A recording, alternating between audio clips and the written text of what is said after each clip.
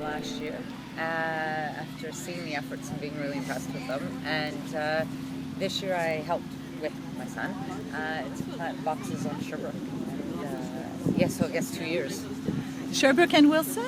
No, just the Sherbrooke, both in front of the post office and in front of the Carrefour Jeunesse. Oh, yeah? Yeah.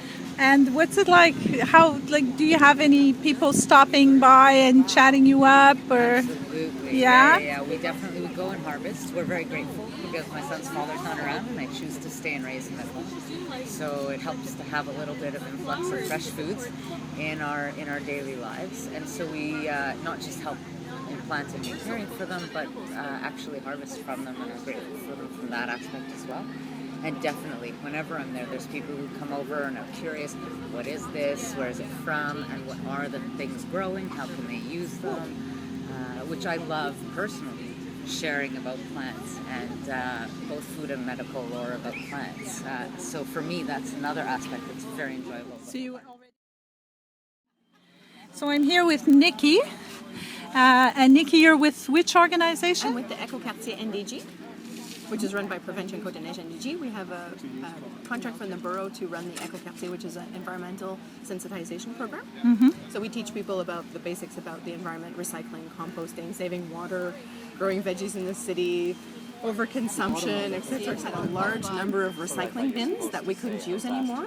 And so I offered some bins and we started partnering together. And so as Kathy mentioned, we have that opportunity to have that liaison with the city that individuals don't always have the opportunity to figure out which department takes care of which. So we try and ask the borough to lend us their planters and do some watch people explaining to their children what the project is about and the fact that it's a green tomato that's going to turn red. And there's a lot of educational components. In some other areas, we've had some merchants who have the bin in front of their place, and it's really sweet to see that they're a little bit protective of the program. So if they see somebody trying to steal a plant or that kind of thing, they might intervene and just tell the people, "Oh, I'm sorry, you can't have that plant. That's part of the incredible edibles." So sometimes I just observe these things. Sometimes I have to step in just to smooth a little bit of that. But it's really, really fun to see how people really appropriate the project. And then the next person explains it to somebody else who's passing by. And so I always stand back as an observer and I don't introduce myself because I just want to see how the whole project runs itself. So you're very involved in the community. And do you think that this has had an impact in the NDG community? I've been very lucky to know that it absolutely has, because some of the people that I've observed, I've just gently, visited some of the people who've been picking things, and this one older lady in particular really struck me.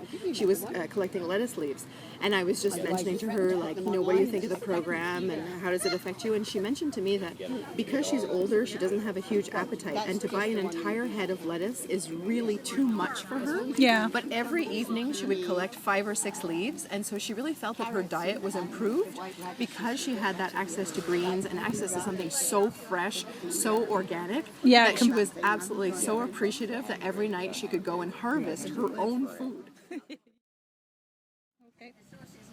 Hi there. Well, my story is a funny story that I have is that the other day when I was watering the plants between Prince of Wales and Walkley on the north side of the street, this gentleman was standing there with 2 potted plants, and the potted plants were medicinal pot.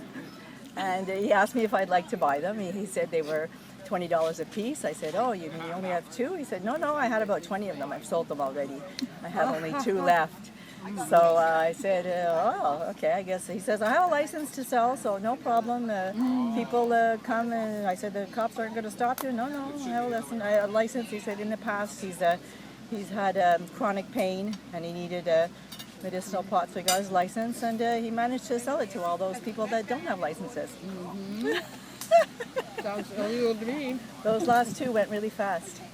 Yeah, I was only sitting there and chatting with everyone, because we know that everyone chats with the people that water the plants, right? They say, everyone that stops said, I wanted you to know that you do an excellent job here. We're so happy for all your work, and I'm sure they've said that to everyone, right? How long have you been part of Incredible Edibles? Only since this year, since June. You joined this year? Yeah. And what has it brought you? Does it do anything? Have you connected with more people? Yeah, more people in the community, but now that I'm retired, I've been retired for 2 years now, I tend to do more things in the community instead of just go to work every day.